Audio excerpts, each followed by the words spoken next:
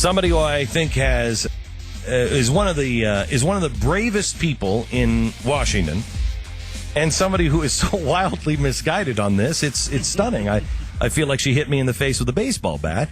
Michele Bachmann is with us. Congressman Bachmann, how are you?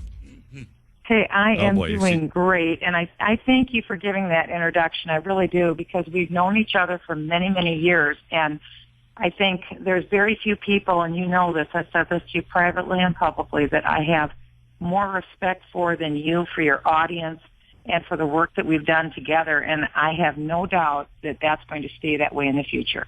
Okay, I do too, and let's just get something clear, because we're about to be. Is this about to be the battle of the Titans? But let's just get something. Let's get something straight.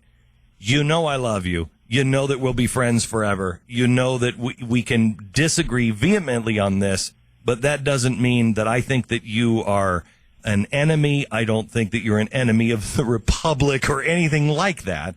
I think you are so focused, and rightly so focused on the threats that you see, and I don't, because you're on the Intel Committee, are a direct and present, clear and present threat to the United States. I just happen to disagree with the NSA. So let's just take it from there. Would you agree with that? Okay. Yeah. Oh, 100%. 100%. Okay. We could disagree without being disagreeable. Would you put it that way, Glenn? Such a jerk. It has a good beat and it's easy to dance to. Yes. Okay. Okay. So, Michele, you sent me, or somebody sent me, some testimony between you and the head of the NSA and the the associate or assistant director of the FBI. Do you want to characterize this? Yeah. Do you know what I'm talking about? I sent you some testimony. There's a public hearing. Most of our hearings are not public in the Intelligence Committee for obvious reasons, but we had a public committee hearing with General Keith Alexander, who is the head of the NSA, and I had gone through a series of questions for him because I wanted to make a record, because the story that had gone out from Ed Snowden and his revelations were that he was suggesting that the NSA was listening in on people's phone calls and listening and also recording them and keeping the content of U.S. phone conversations in a database. The other suggestion is that the NSA was also reading and keeping on file the emails between U.S. persons as well. And I wanted to know if, in fact, that was true. And so I asked point blank those questions of General Keith Alexander, and we made that record. Okay, so I want to ask you, what happened to my good friend Michele here? Because Ben Bernanke has also been asked if he would ever print money, and they're printing it, they're digitizing it. The NSA has been on record. I know the NSA that day with Ben Bernanke, because I sit on that committee, because he was asked, "Do you print money?" And his answer was, "Not literally," and that was really an insult. To be honest with you, that was an insult. So tell me, Michele, why you're believing the NSA when they have lied over and over and over in the first place? Why would we believe them? And what is the NSA data center collecting if it's not collecting information? I'm not suggesting that they're reading emails. I'm not suggesting that they're listening to every phone call. What they are doing is collecting all of those and storing them. Well, all I can do is tell you, based upon my work, I take this extremely seriously. This is where I devote a minimum of 40 hours a week specifically to the Intelligence Committee. I'm very active. I read.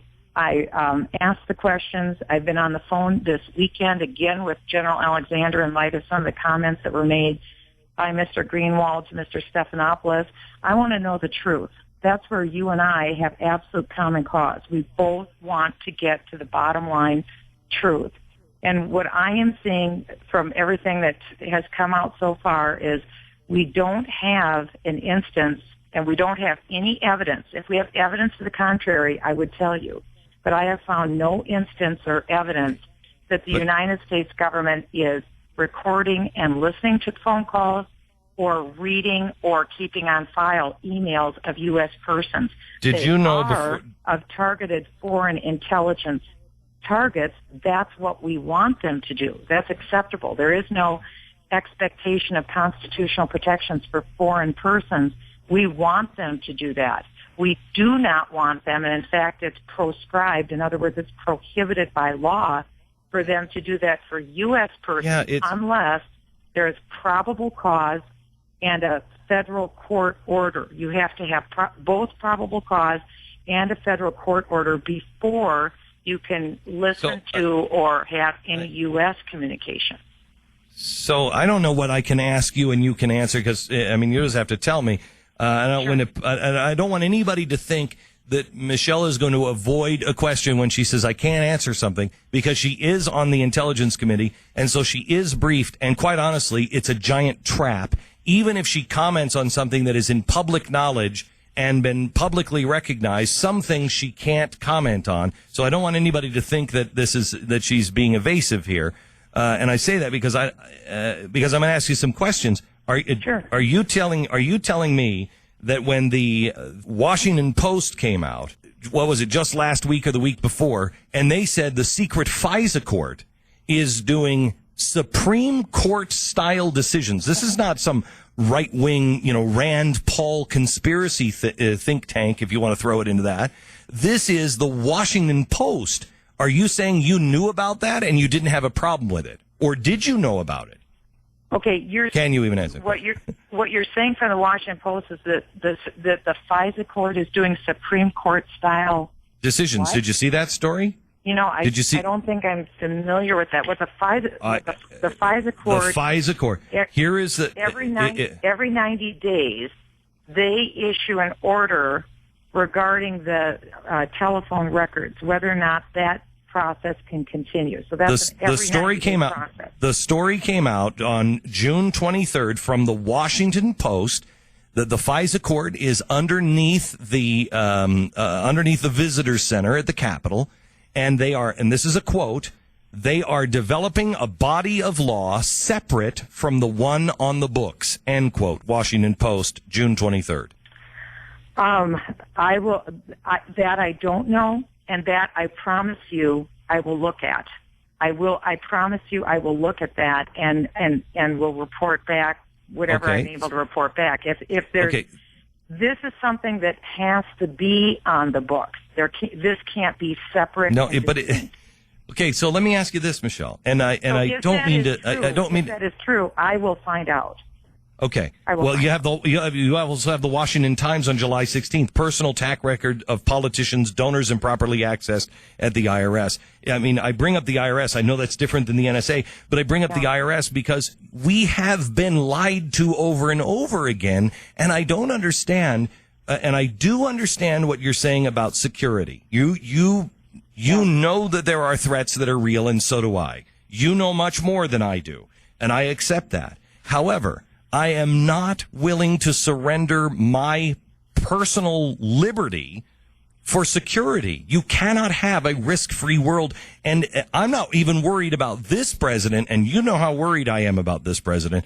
What comes after him? We cannot build this. You have the guy who started the Patriot Act coming out and saying, well, I can't even support this now. I mean, why do you have this optimism that they're not going to lie to you? You and I have no disagreement on that. I think we no longer recognize the country that we live in. The America that we grew up in was relatively peaceful. This is a very different age that we're living in my opinion. We are living in an age of lawlessness, and that goes across both parties. I'm not saying it's attributable to one party. And I was going to say lawlessness, lawlessness in the government. Agreement on that. When it comes to the IRS, when it comes to Homeland Security, when it comes to even other programs within the intelligence community, I am very concerned about various civil liberty concerns. The one program that I am not concerned about, based upon the study that I have done, has been this Section 215 business records exception. This program doesn't have one instance of abuse, and I think that the problem has been this program has been conflated with other scandals that are out there. But hold on. Everything I've seen so far, this program that I'm looking at is not our problem. The Federal Data Hub is going to be the mother of all problems, that's where we really need to pay attention. But who is the one that is? Where does the federal data hub? Who's responsible for that? What agency?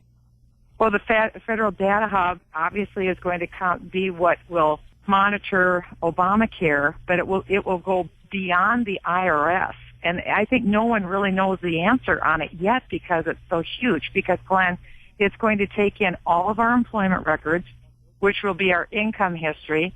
It will have to include family relationships. It'll have to involve locations of where we've worked, where we've lived. It'll have all of our private, personal health data. But what I'm trying to say, I don't mean to interrupt, but I just don't want to run out of time with you. So when it comes down to it, Michele, you and I both know they're going to say, well, we have to store it someplace. Where are we going to store it? Who is the only agency that has the storage, and why do they have so much storage at this new storage facility? I'm in Salt Lake City today, just down the street, right here, just down the street, the biggest data storage facility the world has ever seen. If they're getting rid of all of the data, what is it they're storing there? Well, the National Data Center in Utah is a new facility. You're right. It's a very large facility that is used for foreign intelligence gathering.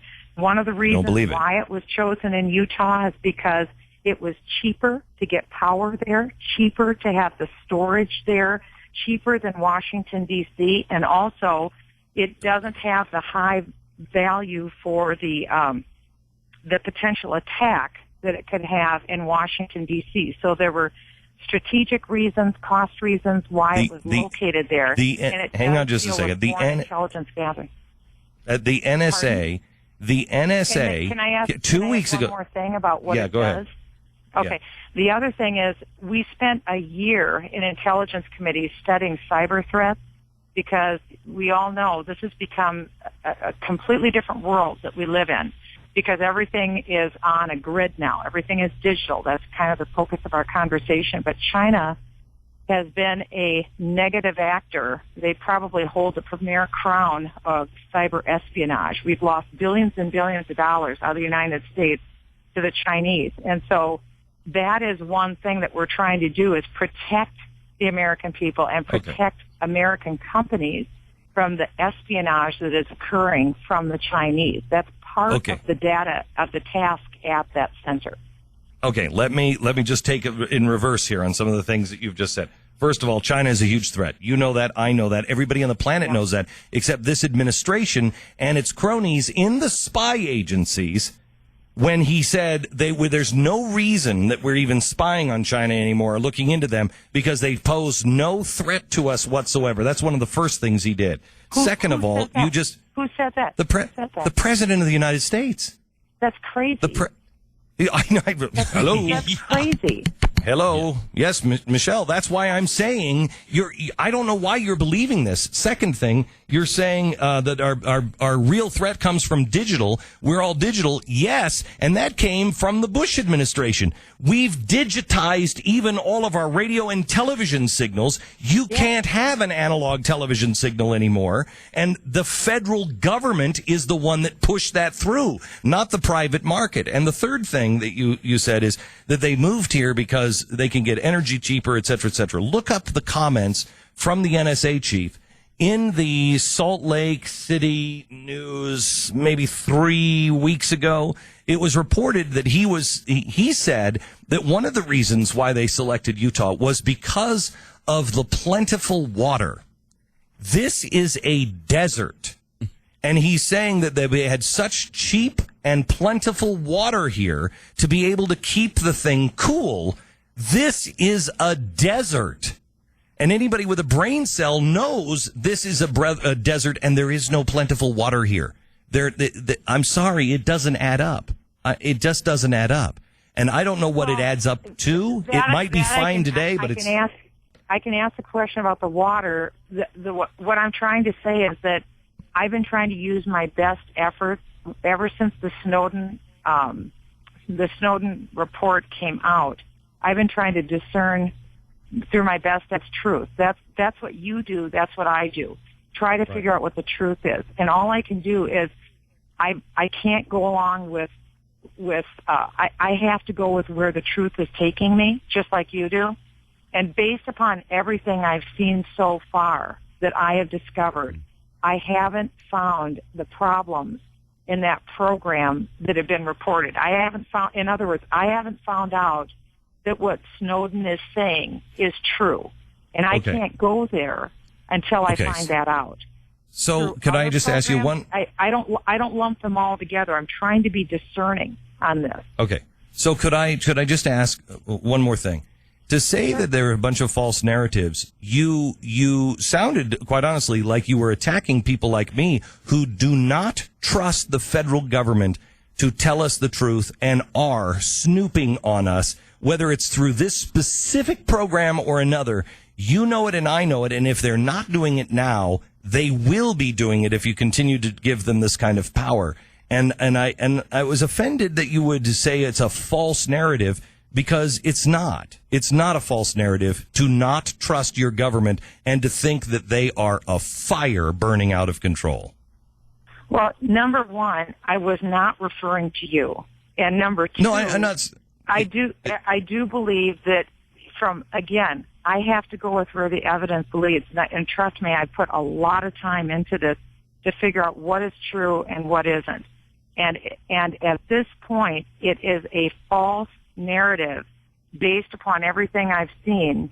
When Snowden or whoever or Greenwald has made the statement that the federal government is listening to U.S. citizens' phone calls and recording them, and when they make the statement, we never said that. They're storing. Yeah, they're not. Didn't he say that they were reading U.S. emails and keeping them?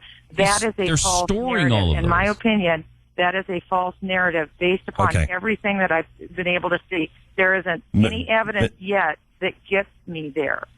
Okay. Michele never said that. Never said they're listening to it. They're storing them. Mm-hmm. They're storing them. And that's a difference. The content? They're storing the content. Yeah. They're storing the content. That I have zero evidence of that. I have gone to the highest places. I haven't seen any evidence of U.S. recordings being stored. Now, Michele, I've got on foreign collection.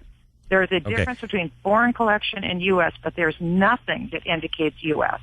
Okay. Michele Bachmann, I've got to run because I have a network break. We're going to skip the commercial here. I'll make it up tomorrow. Michele, thank you very much, and I appreciate it. And we go away friends. We still disagree, but we go away friends. And I appreciate your integrity to be able to come on the program and face the heat. Anytime. Thank you. Back in a minute.